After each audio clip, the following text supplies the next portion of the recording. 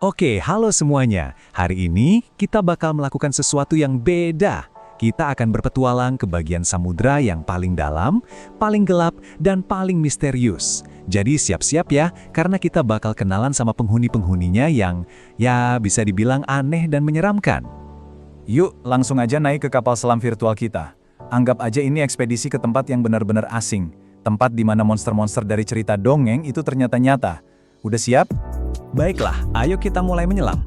Kita turun dari permukaan yang terang benderang karena sinar matahari, area yang kita semua tahu. Tapi tenang, kita nggak akan lama-lama di sini kok. Baru di kedalaman 60 meter, kita udah langsung disambut sama salah satu predator puncak lautan, orca. Coba bayangin, makhluk sekeren ini sama sekali nggak punya musuh alami. Di kerajaannya, dialah rajanya. Turun dikit lagi ke 70 meter, kita ketemu sama si raksasa yang lembut hati, Hiopaus.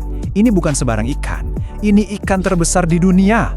Beratnya bisa setara sama belasan gajah dan umurnya, wow, bisa sampai 150 tahun. Nah, di 100 meter, ini adalah batas akhir buat kebanyakan penyelam rekreasi. Di sini, kita ketemu gurita Pasifik raksasa. Makhluk super cerdas ini adalah penguasa perairan dingin. Dan hebatnya, dia bisa ditemukan sampai kedalaman 2000 meter. Oke, kita tinggalkan sisa-sisa cahaya matahari. Yuk kita lihat gimana drastisnya lingkungan di bawah sana berubah begitu kita masuk ke zona gelap. Lihat itu, yang meliuk-liuk di samping kapal selam kita itu oarfish. Panjangnya bisa sampai 11 meter loh. Nggak heran kalau banyak yang percaya dialah sumber dari semua mitos ular laut. Kalau saya jadi pelaut zaman dulu sih pasti lari ketakutan. Nah, ini dia titik baliknya. Mulai dari sini, nggak ada setitik pun cahaya matahari yang bisa masuk. Samudra berubah jadi dunia yang sangat berbeda. Dunia yang gelapnya, pekat. Biar kalian kebayang sedalam apa kita sekarang, di 830 meter ini, kalau aja gedung tertinggi di dunia, Burj Khalifa, kita tenggelamkan, puncaknya pun nggak akan kelihatan dari permukaan. Gila kan? Dan di tengah kegelapan inilah, sang legenda hidup, cumi-cumi raksasa. Bayangin deh, makhluk yang punya mata sebesar piring frisbee. Mereka ini mangsa utamanya paus sperma.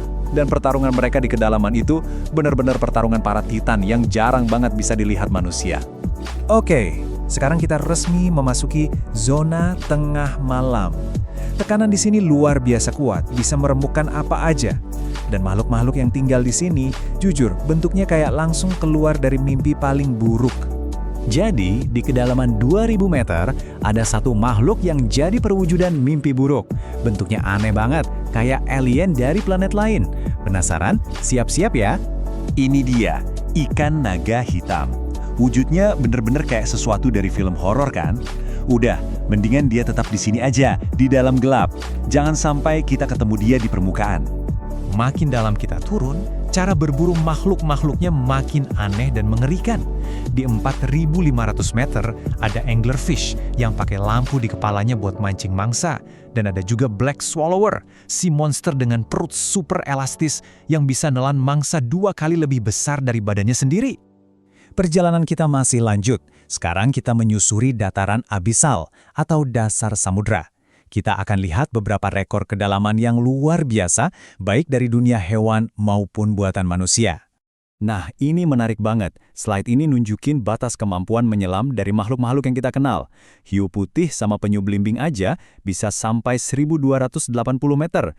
Tapi juaranya jelas paus sperma, satu-satunya mamalia yang bisa nyelam sampai lebih dari 2 kilometer. Garis waktu ini menggambarkan perjalanan kita dengan sempurna.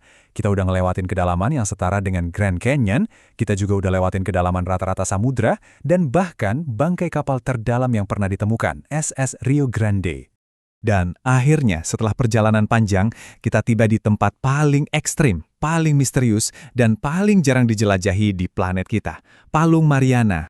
Di kedalaman 6.000 meter ini, kita secara resmi memasuki gerbang Palung Mariana. Ini adalah perbatasan terakhir bagi umat manusia, sebuah dunia yang hampir sama sekali belum kita pahami. Kehidupan di sini benar-benar di luar nalar. Kita bisa nemuin ikan yang hidup paling dalam, namanya ikan siput. Badannya sampai tembus pandang saking anehnya.